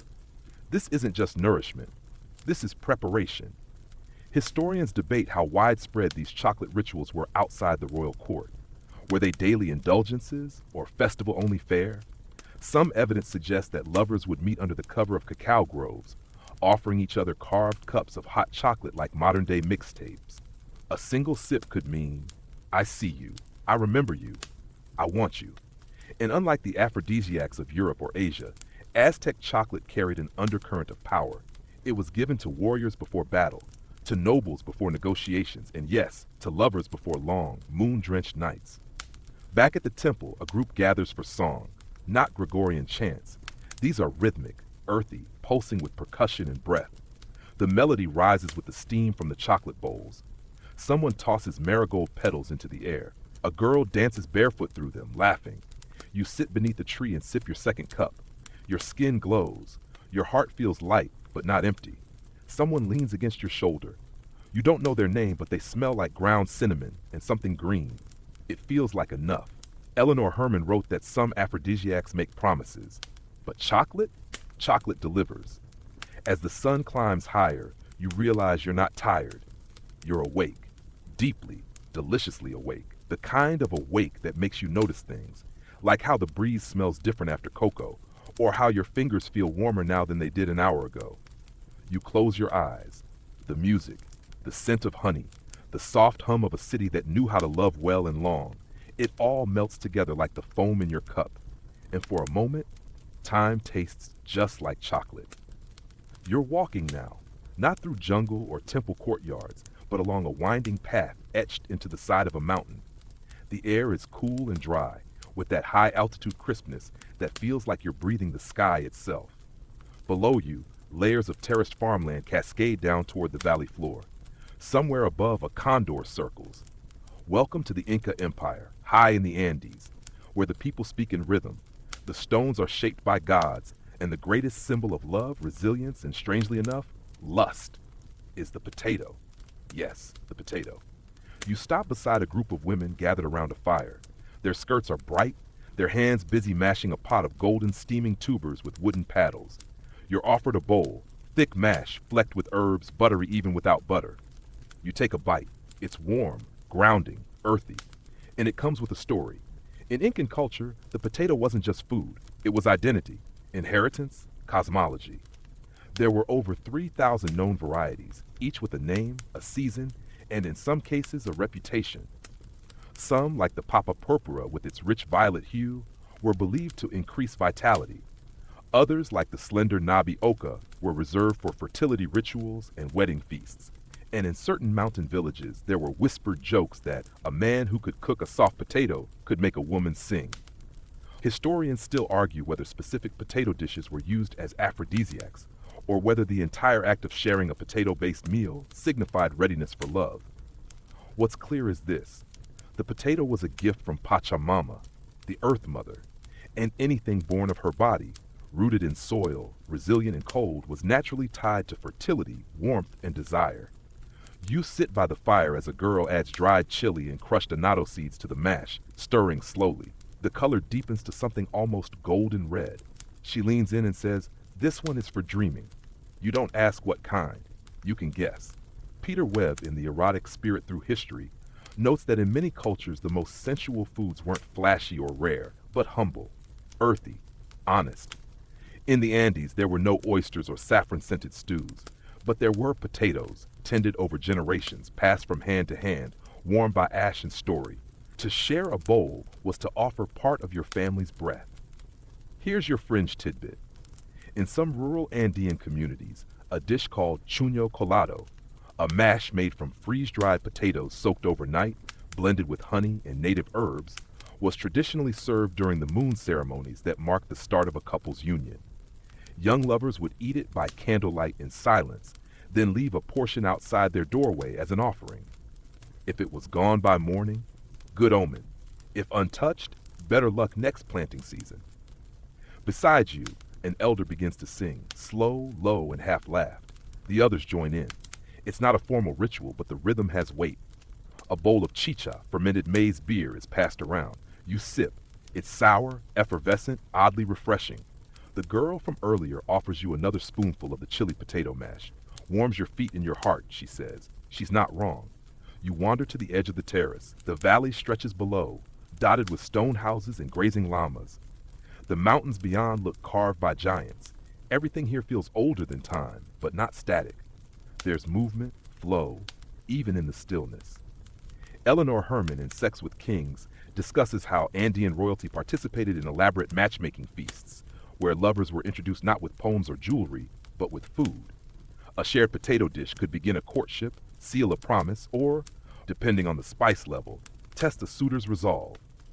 One particularly rich tale, half legend, half oral history, tells of a noblewoman who rejected all her suitors until one appeared with a humble clay pot. Inside, a stew of 5 potato varieties, spiced with herbs found only on one remote peak. She married him on the spot. "If he knows the land," she said, "he knows me." Back at the fire, a woman begins peeling a rare blue-fleshed potato, explaining that it's used only during solstice festivals and marriage blessings. "It gives courage," she says, "and strong sons." You notice she doesn't say anything about daughters, but you let it slide. Another quirky belief? Some communities held that if a woman dreamed of a spiral-shaped potato, she'd soon meet her husband. The potato was even used in folk divination. Drop a raw one from waist height. If it landed on its side, your crush liked you back. If it rolled downhill, well, you could always try again next year. The sun begins to set. Someone places a carved gourd of steaming stew into your hands. Potato, corn, a sliver of cured alpaca meat, and a dash of mint. You eat slowly. Every bite hums. Your toes tingle. Not with lust exactly, but with that strange, deep joy that only comes from eating something made with love over fire beneath stars. Historians still debate whether these rituals had real physiological effects. Were the Andeans truly stimulating desire or just creating space for it? But as you sit in this circle of laughter, music, and spice-sweet air, the answer feels obvious. The ritual is the aphrodisiac. You lie back on a woven blanket. The fire pops, the moon climbs, and the potato, humble, powerful, ancient, rests in your belly like a secret promise. That desire doesn't always begin with heat. Sometimes it starts in the roots. The altitude fades, the sky lightens, and now you find yourself somewhere cold, damp, and curiously quiet. You blink and see stone walls, a flickering candle, and a long wooden bench that's seen far too many winters. You're in a medieval European monastery, tucked into the misty hills of what might be 13th century France. Outside, rain patters against leaded glass. Inside, you've been handed a wooden cup filled with something herbal, cloudy, and just warm enough to steam. You raise it to your lips. It tastes of cloves, a hint of citrus, and something bitter that sticks to your tongue. You're told it's a tonic for the humors of the body, a polite way of saying it might get things moving.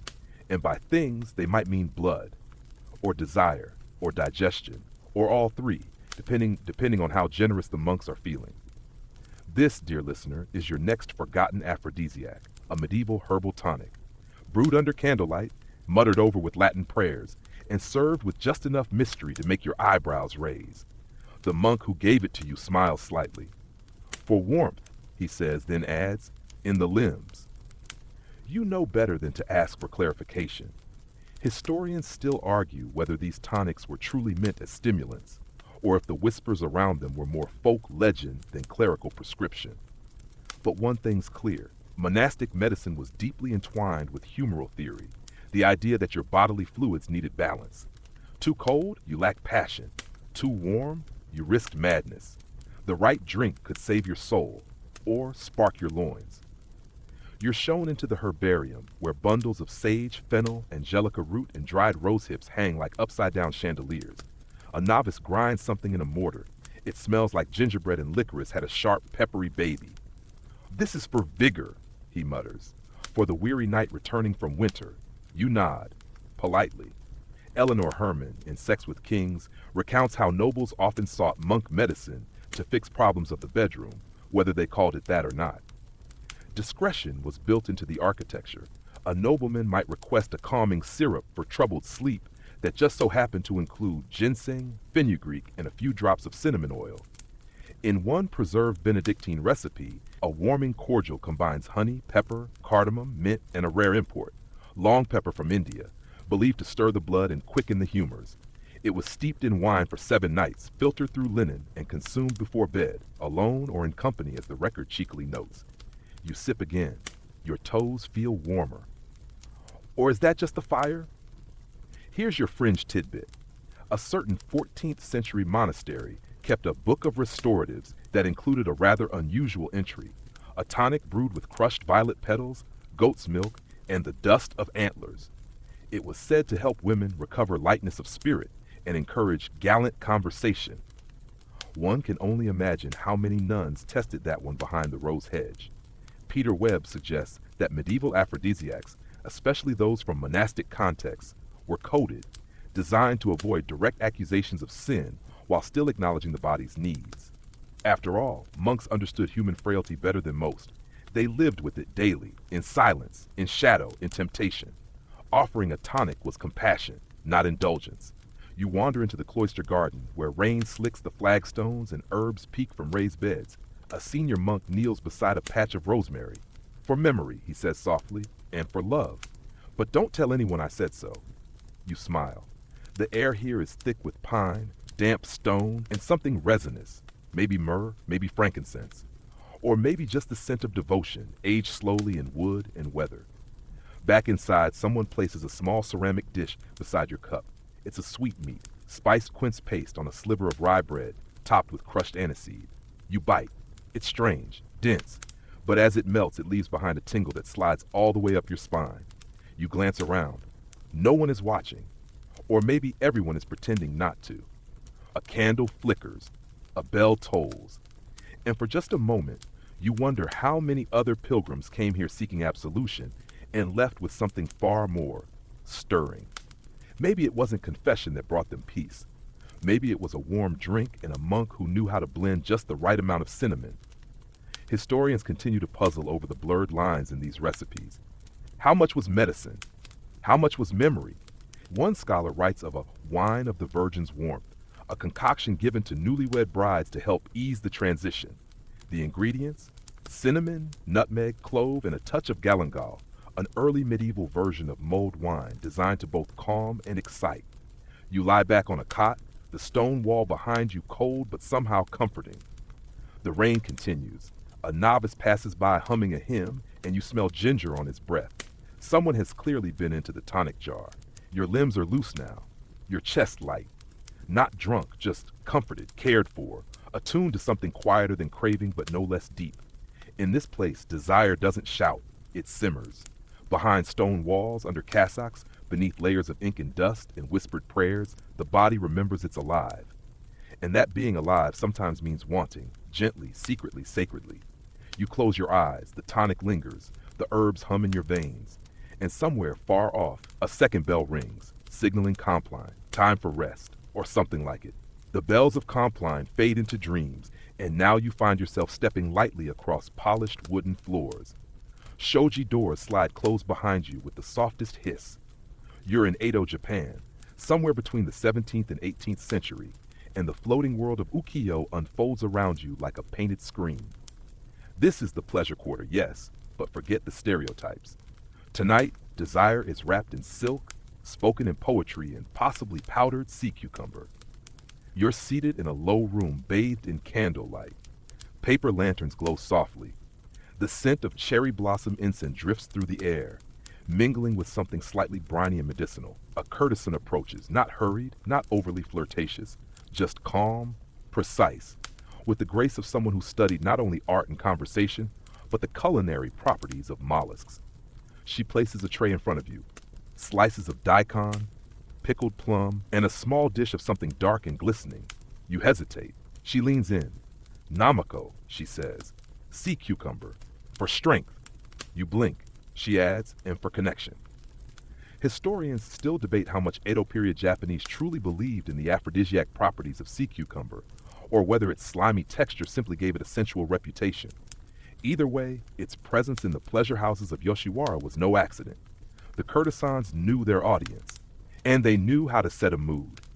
Peter Webb, in The Erotic Spirit Through History, describes the floating world not as a brothel district, but as an entire lifestyle built around the aesthetics of longing. Beauty wasn't in nakedness, it was in anticipation. The pour of tea, the press of a sleeve, the echo of a poem you weren't sure was meant for you. You take a bite. The sea cucumber is chewy, slightly cold, and seasoned with vinegar and grated ginger. It's not bad, a little strange, but the moment, the gaze across the tray, the shared pause, is oddly intimate. Across the room, a musician begins to pluck a shamisen. The melody loops and drifts, like steam from your cup of sake. It's dry, a little floral. Paired with the pickled plum, it's a surprising match. Your host pours for you. Then herself. She lifts the cup slowly, eyes never leaving yours. Kanpai, she whispers. The toasts here are soft. Everything is soft. Here's your fringe tidbit. In some records, courtesans recommended powdered dried sea cucumber mixed into tea or sometimes applied to the skin with oil as a vitality enhancer. Whether it worked is debatable, but the belief gave it presence, and presence in the floating world was everything. You're handed a folded slip of paper, inked with a short verse. Snow melts on the cup's edge. You smile before drinking. That was the warmth. It's unclear if it's meant for you. Maybe it's just part of the ambiance, but you keep it anyway. Eleanor Herman, in Sex with Kings, writes about how Japanese concubines in imperial courts were educated not only in music and calligraphy, but in subtle culinary arts, knowing which foods to serve when, in what portion, at what temperature. Presentation was power. A peeled lychee might say more than a haiku. You're guided to a quiet corner where thin futons have been laid out. Not for anything overt, just to recline, to let the psyche settle. Another tray arrives, this time with grilled eel, glazed in a sweet soy reduction. Unagi, your host says. The river's gift for staying awake.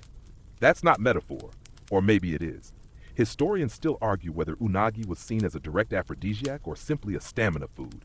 What's clear is that eel, much like sea cucumber, carried an unspoken implication, an elongation, a resilience, a deep-sea strength brought to the surface. Served hot, it was said to extend the evening. You lie back. The futon is firmer than expected. Your head swims, but not unpleasantly. The room smells of tatami, soy, and faint sandalwood. Your host arranges a blanket over you, not possessively, more like a guardian of comfort. She hums a verse you don't recognize. You don't need to. Outside, the city murmurs. The floating world was never truly still, but it flowed like the canals that bordered its lantern-lit streets, carrying lovers, laughter, and lightly salted sea life from one whispered moment to the next. You think of the powdered charms sold in tiny pouches, dried fish skin, deer antler, seaweed ash, marketed to lovers, offered with a knowing bow. You wonder how many worked, and how many worked simply because someone believed they would. Peter Webb suggests that in places like Edo, aphrodisiacs weren't meant to override the body's will.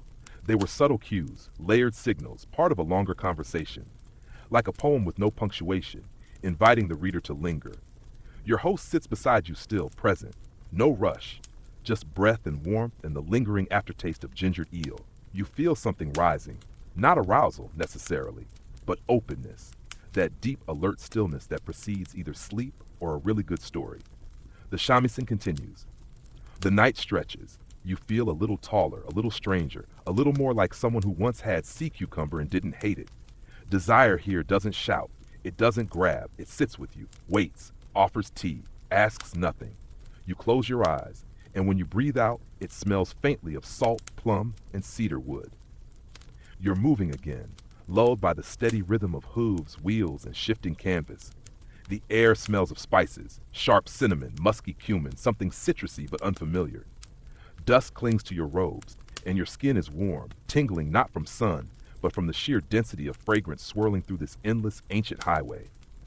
You are on the Silk Road. It's not one road, really.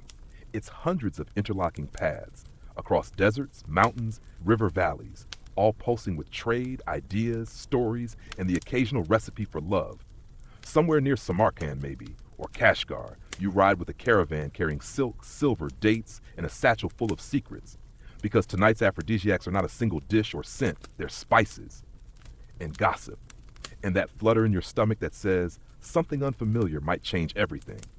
Your guide, a man whose robes sparkle faintly with saffron dust, passes you a packet. Chew this, he says.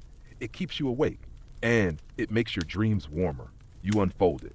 Inside, cardamom pods, dried ginger, and a sliver of cinnamon bark. You pop them in your mouth, bite gently, and wait. The heat comes slowly. Not fire, but bloom. The kind of warmth that starts in your chest and spreads outward. The road ahead shimmers a little. Or maybe that's just the cinnamon talking. Historians still debate which spices were considered true aphrodisiacs versus which were simply expensive enough to feel powerful. But one thing's certain, across Persia, Central Asia, and the Middle East, love and spice traveled hand in hand. In The Erotic Spirit Through History, Peter Webb writes of 10th century Persian poets who praised the virtues of nutmeg and coriander, not just for digestion, but for the stirring of sleep-heavy hearts. In one poem, a bowl of spiced lentils becomes a metaphor for physical reunion. In another, a cinnamon cake left on a lover's doorstep signals more than culinary affection. You arrive at a trading outpost just before nightfall. Tents bloom like flowers across the sand, each one smelling slightly different. Rose, cumin, dried orange peel, musk. Inside one, a woman in indigo robes boils a thick syrup over a copper flame. For lovers, she says, nodding to the pot. You lean in. It's a mix of honey, ground sesame, fenugreek, and, surprisingly, black pepper. Here's your fringe tidbit. Certain spice blends along the Silk Road were sold in pouches labeled not with names, but with symbols. 2 intertwined cranes, a half moon, a pomegranate split in half. Buyers knew what they meant. One popular mix called Lion's Breath supposedly gave men stamina and women clarity of intention. Whether it worked or not is beside the point. It felt like it might. You sip the spice syrup, thick and hot, and your mouth lights up like a torch parade. It's sweet, then sharp, then strangely numbing. Your fingertips buzz. Someone begins singing outside the tent, a tune in a language you don't speak, but the melody feels like it's brushing your collarbone. Eleanor Herman notes in Sex with Kings that Persian royalty often consumed meals steeped in saffron, rosewater, and mint, not just for flavor, but as part of pre-bedtime rituals. Court physicians recommended infusions of fennel and aniseed to revive the inner flame. Some even prescribed warm baths scented with cloves and sandalwood oil before visits to the royal harem. You step outside. The stars above Central Asia are absurd, thick, close, pulsing like embers. You walk past rows of tents, each one its own little universe of scent and shadow. In one, a couple shares a bowl of saffron rice, feeding each other carefully with fingers dyed orange. In another, someone roasts dates stuffed with almond and cardamom. The smell alone is enough to make your knees weak. And then you see him, an old poet sitting by a brazier, grinding something in a stone mortar. This, he says, is love dust. He grins, offering a sniff. You inhale. It smells like cloves, pepper, and maybe just the faintest hint of toasted cumin. Sprinkle on rice, he says, or whisper into tea. The poet explains that in ancient caravansaries, where travelers stayed overnight, meals were often subtly enhanced by local spice lore. If a guest left smiling, the cook was praised. If they left blushing, well, the cook got a raise. Historians still puzzle over how consistent these practices were. Were they widespread or limited to elite trade cities like Samarkand and Bukhara? What's clear is that the very act of sharing spice, especially rare or fragrant ones, became a gesture of courtship. A clove placed in someone's palm could mean curiosity. A saffron thread tucked in a letter, urgency. Back at your own fire, someone places a dish of halva beside you, dense, nutty, laced with rose and warm cardamom. You take a bite. It melts slowly. Someone else hands you tea, strong black spiked with cinnamon and aniseed. Your heart taps faster. The night feels fuller. Peter Webb suggests that spice, when paired with story, becomes more than flavor. It becomes flirtation, a conversation before conversation. The body responds, yes, but the imagination, that's what gets set alight. You lie back on a pile of woven rugs. The spice still tingles in your throat. Somewhere, a flute plays a song that sways like silken wind. You feel open, alert. Not because of hunger, not because of lust, but because every part of you is listening to the cinnamon, to the stories, to the way someone just brushed your sleeve and didn't apologize. The Silk Road was many things. Dangerous, miraculous, profound. But for tonight, it is simply this: a trail of flavor leading you home, to yourself, through every fragrant mouthful of something almost but not quite forgotten. The rugs fade beneath you, the scent of cinnamon drifting behind like a memory, and suddenly the wind sharpens. Saltier, wetter. You're surrounded by the thudding of boots on damp wood, the creak of sails above your head, and the unmistakable stench of something fishy, very fishy. You're on a Viking ship now, sailing across the icy North Atlantic in the company of warriors who smell like wet wool, old smoke, and fermented shark. Yes, tonight's aphrodisiac is questionable. It's called hakarl, fermented Greenland shark. And to the uninitiated, it smells exactly like you'd expect a food preserved by being buried in sand and urinated on by the ocean to smell. That is to say, terrifying. A burly Norseman offers you a chunk on the end of a knife. His beard glistens with seawater. Good for keeping warm on cold nights, he says. Also makes women laugh. You don't ask why. You eat it. The taste is, well, there's no polite way to describe it. Ammonia, cheese, rubber, brine, and yet, as your eyes stop watering and your stomach adjusts, a warmth creeps in. Your blood quickens. Your breath shortens. You feel bold. Historians still debate whether hakarl and other fermented fish were truly consumed for their stimulating property or simply because they were the only preserved protein available on long voyages. But Norse sagas do hint at connections between food, bravery, and bedroom prowess. A man who could eat the smelliest cut was one who could also, how shall we say, endure other kinds of challenge. Peter Webb, in The Erotic Spirit Through History, writes of cultures where love and courage were linked by what one was willing to taste. Among Vikings, sharing strong food, especially food that lingered on the breath, was a form of intimacy. You couldn't hide behind perfume or politeness. You had to own your smell. A woman on deck laughs as she opens a jar of surströmming, the Swedish cousin of hakarl. Only the brave get love in winter, she says. You believe her. Here's your fringe tidbit. In some parts of Iceland and Scandinavia, it was customary during Yule feasts for couples to feed each other bites of fermented fish as part of a courtship ritual. If the recipient didn't gag, good sign. If they asked for more, wedding bells. Or maybe a trip to the apothecary. You step below deck into a warmer space packed with barrels, furs, and bodies trying not to touch too much. A bowl of porridge, made with dried fruit and honey, is passed around. It's sticky, surprisingly sweet, and a welcome break from the shark's vengeance on your tongue. Eleanor Herman notes in Sex with Kings that Viking chieftains often brought gifts from their conquests back home, not just gold or weapons, but rare spices, sweetmeats, and strong alcohols meant to stir the heart and other parts. Mead, in particular, was seen as both celebratory and seductive. It was brewed with herbs like yarrow and meadowsweet, believed to increase warmth, boldness, and marital readiness. You're offered a horn of mead. It's thick, golden, and tastes like a sweet summer you don't remember living.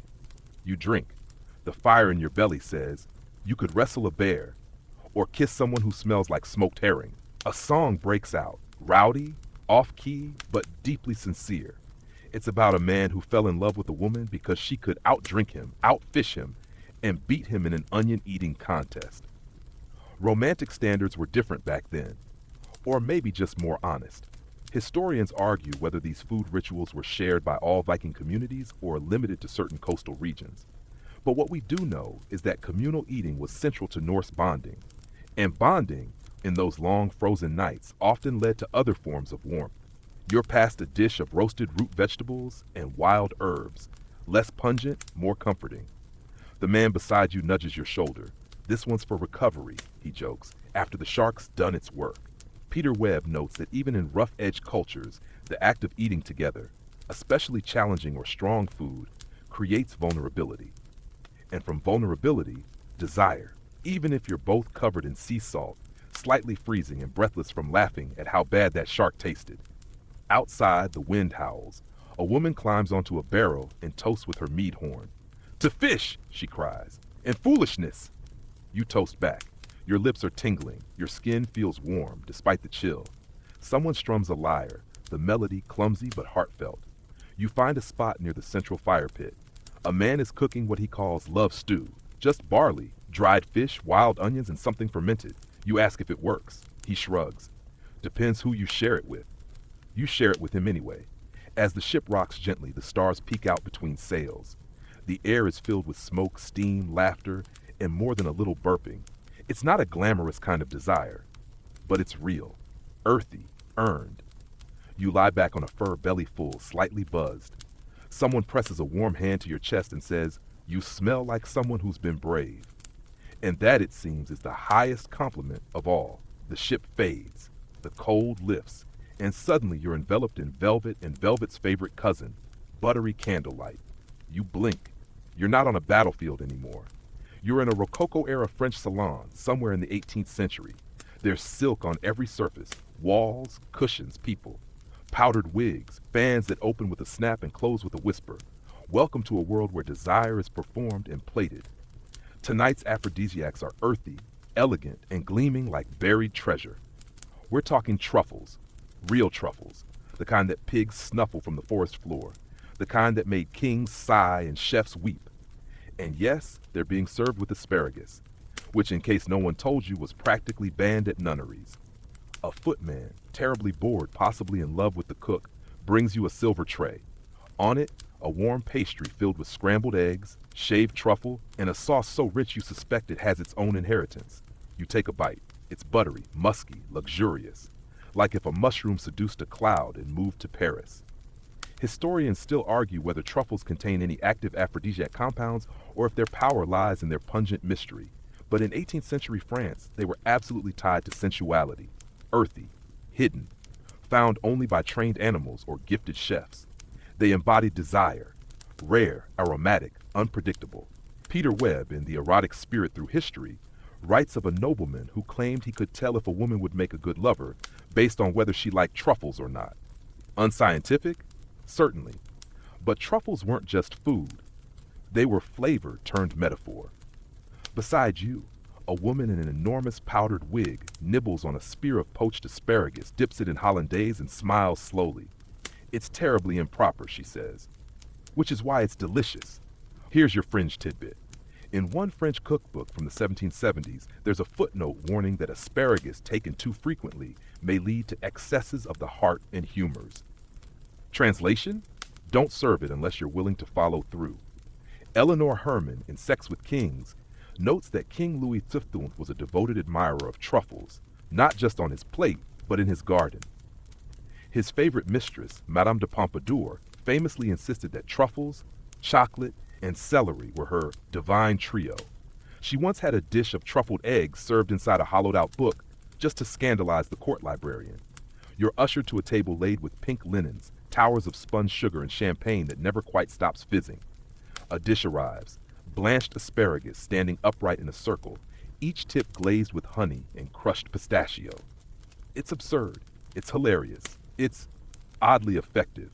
The man across from you raises a brow. The chef must be in love, he says. You nod, or very hungry. A violinist begins playing near the window. The melody is flirtatious, full of teasing pauses and unnecessary trills. It matches the food and the mood. Laughter bubbles like the champagne. Powdered cheeks flush. Your server leans in. The next course is oysters, but these were soaked in truffle broth, just in case you needed a nudge. You don't say no. The oysters arrive warm, not raw, poached gently, resting in their shells like guests at a very fancy bathhouse. The truffle scent rises like incense. You take one. The taste is briny, rich, and almost indecently smooth. Peter Webb suggests that foods like oysters and truffles work not by changing your body chemistry, but by making the world more delicious. And once the world feels delicious, desire becomes the natural next step. A nobleman beside you, who appears to be wearing more rouge than his date, leans over and whispers, "This truffle came from Perigord.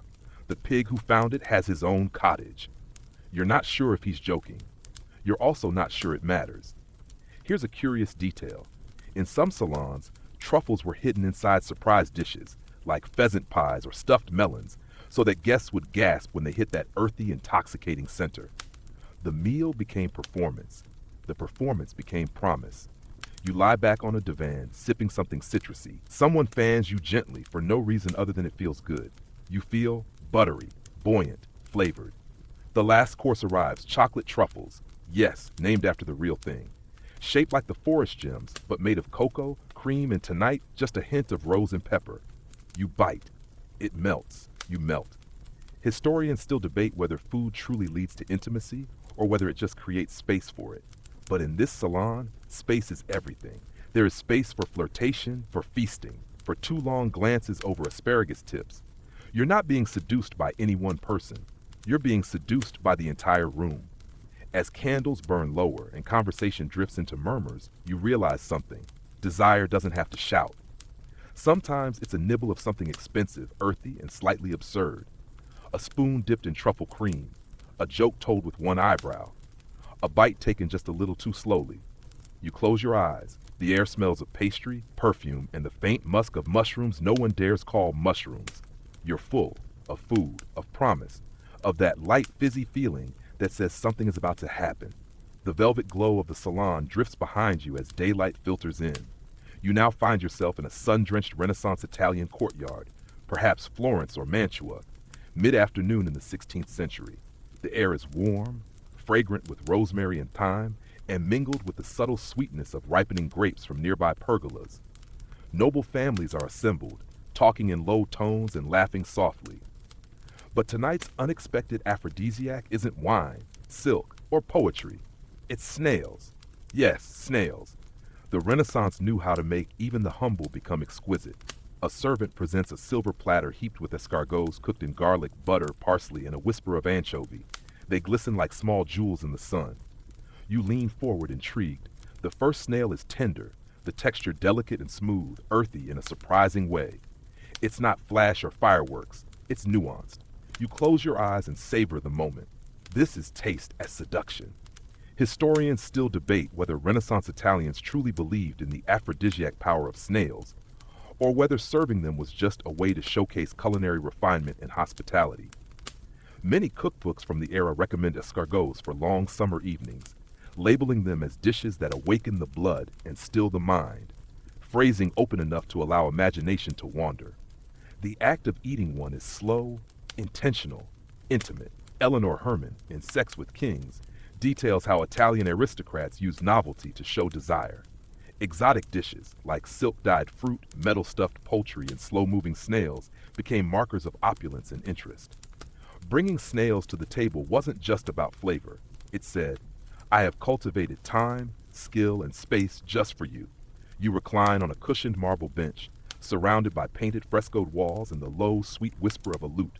A server pours chilled white wine that shimmers in your glass. You raise it to your lips, then return your attention to the snail before you. You peel the shell with a tiny fork and lift the meat to your mouth. Each bite requires patience and presence. In one midwife's manuscript from the 1500s, it's noted that new mothers were sometimes fed snails boiled with rosemary and sage to help restore nameless vigor. It's a strange phrase, but consider, fertility, health, sensuality, they were intertwined. And snails, being slow and steady, symbolized lasting energy. Peter Webb, in The Erotic Spirit Through History, observes that foods which resist quick consumption, like snails, invite shared rituals. The unhurried pace forces connection. Eye contact, gentle laughter, fingertips brushing. The meal becomes more than nutrition, it becomes a dance. On a table nearby, a woman fans away a fly and smiles at you. She gracefully offers you another snail. You take it, savoring its warmth and tension. Laughter dances between neighbors, voices soft but lively. Summer light dances across stone. Another curious detail. In some southern Italian villages, bridal gift sets were given. A snail shell heart carved as a token of enduring love, placed by the couple's bedside. A snail's home is carried with it, stable, nurturing, slow-growing. What more romantic metaphor for love? You sip the wine, cool and floral. The garlicky snail lies warm in your stomach. The lute's melody swells, plucks soft pulses in time with your heartbeat. The table groans with other gentle delicacies. Stuffed zucchini blossoms, pale cheeses, crusty bread served with honey and pistachio. The conversation drifts. You hear talk of a masked ball opening next week. You hear hints of a stifled romance between two cousins of rival families. Romances always bloom in gate-cracked towns like these. You take another snail. This time, your fingers brush the person beside you. A light spark, unintentional. The afternoon sun pulses in your chest. Snails, wine, laughter, gentle songs, they're doing their quiet work. Historians speculate whether noble families invited outsiders to these meals to observe reactions. A blush, a lingering bite, it became part of social play.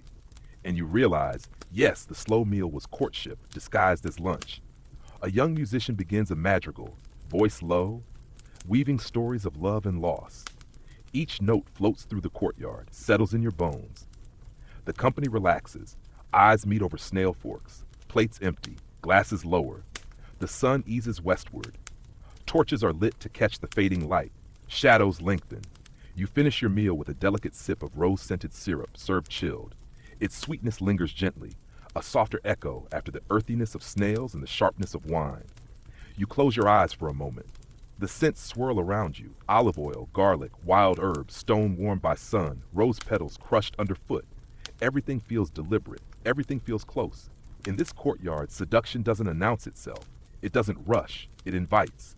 A little nibble, a holding of breath, a quiet smile across the table. The snail, slow, secretive, modestly hidden, reveals its flesh only to those who take their time. And perhaps so do we. You lie back, arms open to the sky. A gentle breeze stirs rustling vines overhead. Remnants of unhurried laughter drift by. You feel something slow growing inside you, an ember, not a flame. A promise not of passion but persistence. Tonight, desire is patient. It moves at snail pace. It savors. It whispers. You follow a winding path away from Italian sunshine and find yourself beneath a swaying canopy of gum trees. The air is warm, earthy, and there's a hint of eucalyptus alongside the smell of polished wood and distant ocean salt. You're in indigenous Australia, perhaps near the Murray-Darling Basin or along the Kimberley coast, under the vast southern sky. The world here moves in its own quiet rhythm, shaped by dreamtime stories as old as the land itself. Tonight, desire takes root not in taste or touch, but in ceremony, honey ants and sacred seeds. You gather among a circle seated on woven bark mats. A fire burns low at the center, emitting ribbons of blue flame. Around it, dried seeds, painted shells, and small woven pouches lie in ceremonial array. This is no casual gathering. It's a gathering for connection, calling, promise. A keeper steps forward, an older woman with bark-dyed skin markings and a necklace of emu eggs. She gestures to several glassy honey ant nests. For listening, she says, offering you a nest pouch. You open it. Inside, hundreds of tiny ants, each plump with honey-like fluid. You pick one up, hold it between your fingers, and gently place it on your tongue. It bursts with sweet nectar, tangy and wild, earth-wed to air. No sudden rush, just a slow warmth settling in your chest. You taste soil and sunshine, the buzz of ants hums in your mind. It's intimate, but quiet. Whispered. Historians still debate whether these insects were used as aphrodisiacs or whether their purpose was primarily ceremonial and symbolic. But within Dreamtime knowledge, honey ants represent the sweetness of shared stories, the slow build of trust, and the connection between human and land. To partake is to contract oneself into kinship, with each other and with country. Peter Webb, in The Erotic Spirit Through History, explains that in indigenous cultures, aphrodisia often aren't about sexual arousal at all, but about community, reciprocity, and resonance. They connect people to place, spirit, and each other. The shared experience becomes the pull, not just a momentary spark. Here's your fringe detail. Some seed pouches contain moringa seeds, tiny, nutty, and bitter, wrapped in paper bark. After the honey ant, you're invited to chew one. It tastes like green almonds, smooth and bright. a gentle uplift. For words, the keeper explains, for stories shared. You exchange looks with the person beside you, their eyes shimmering in firelight.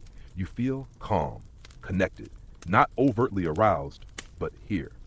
Each participant gently passes the seed pouch on.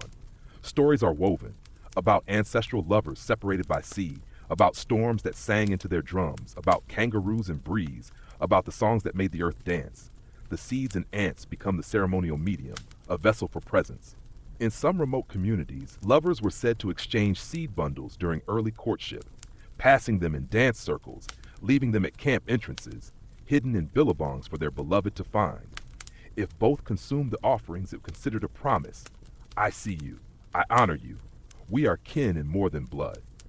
Eleanor Herman writes that indigenous wisdom recognized would kindle desire not by fueling lust, but by creating shared experience. Plant offerings, animal gifts, spirit songs, all of these deepen bonds through ceremony. Food became ritual, ritual became promise. As dusk settles, someone begins to play a clapstick rhythm. No flutes, no drums, only body and breath. The circle breathes together. Firelight shivers on faces. A low breeze carries eucalyptus fragrance straight to your chest. The world narrows.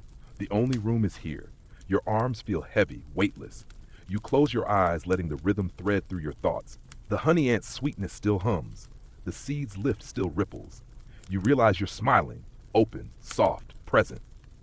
Historians debate whether ceremonies like these remain daily practice or were reserved for important events, marriage, initiation, seasonal gatherings.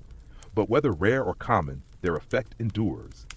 They ask participants to show up, not to perform, but to listen with skin and spirit. A child, a teenager, really stands and offers a carved boomerang in exchange for your seed. In return, you offer your own. She accepts with a nod, the exchange smooth, sacred. Now someone offers you a drink, cool water infused with paper bark and native mint. It tastes like forest rain. You sip it. Your breath settles. The seeds and ant sweetness slip behind warmth, becoming memory. As the fire fades, the circle eases into story song, weaving ancestral pathways. You feel the story of the land slip through your body. An ember in your belly grows steady, not urgent, not frantic, but alive. Love here isn't a grasping moment. It's breath, it's earth, it's the honey ant hum, it's shared seeds that open voices. It's a dance of belonging. You lie back against woven bark, gaze drifting upward. The night pulses quietly. The ceremony continues, far after every word is said. You are seen, you are held, you are welcome. And in that soft knowing, the land itself seems to hold its breath with you. You drift further from the red dusk of Australia into the hush of evening, footsteps soft as owls on moss, until you find yourself in the heart of the Muscovy, under a canopy of trembling silver birch and the pale glow of moonlight reflecting off icy water. You're on the edge of a Slavic woodland, perhaps somewhere in the borderlands of medieval Rus, a place where fairy tales gather in the shadows and the scent of pine meets the chill of unseen streams.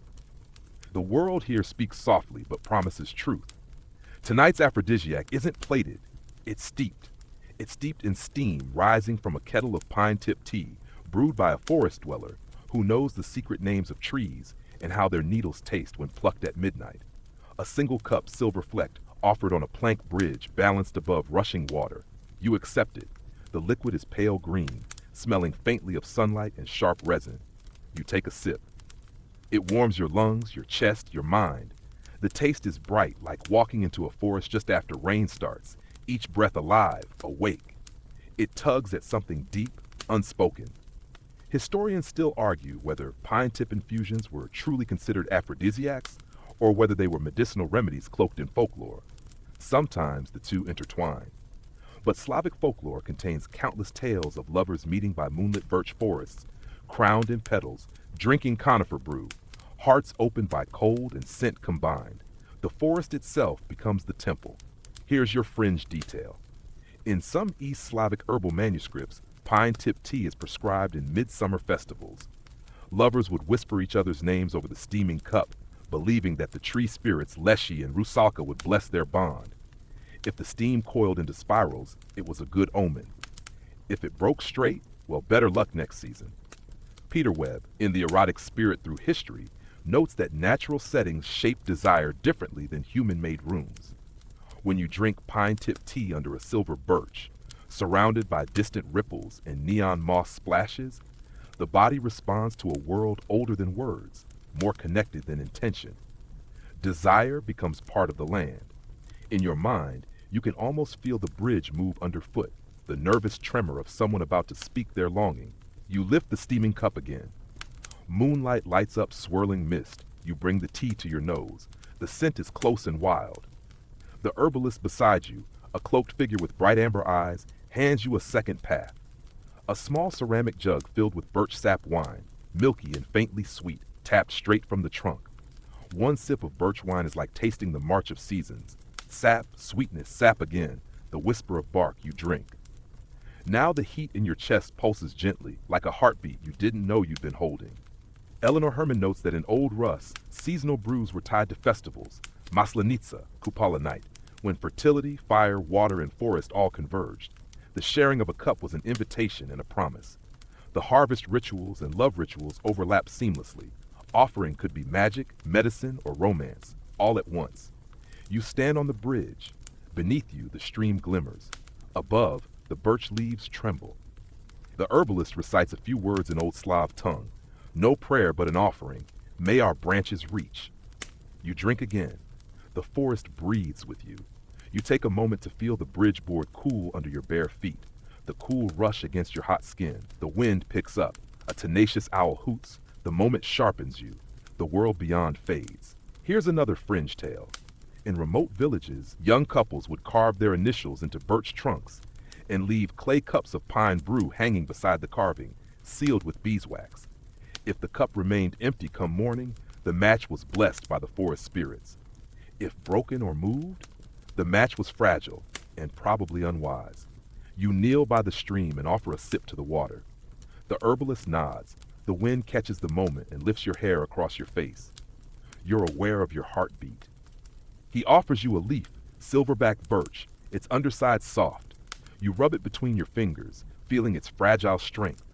Historians still debate whether these customs remained common or if they were later romanticized by poets and travelers. But a few old maps, a few brittle folktales say yes. Maybe, once, lovers walked these woods with cups of tree-brewed promise, speaking in silence beneath silver bark. You stand, holding two empty cups. The forest watches. The bridge sighs beneath your weight. You lean into the herbalist's shoulder. No words necessary. The forest doesn't judge. You close your eyes. The earth hums beneath. The birch rustles softly. You can taste evergreen in your memory.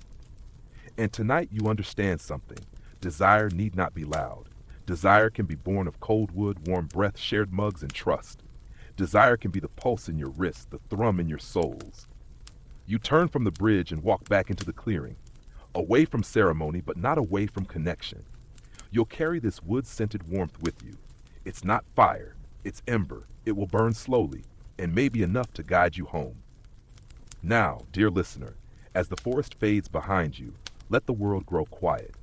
Your breath steadies like a lake at dawn. The night moves gently over you, each star a soft lantern in the sky of your mind.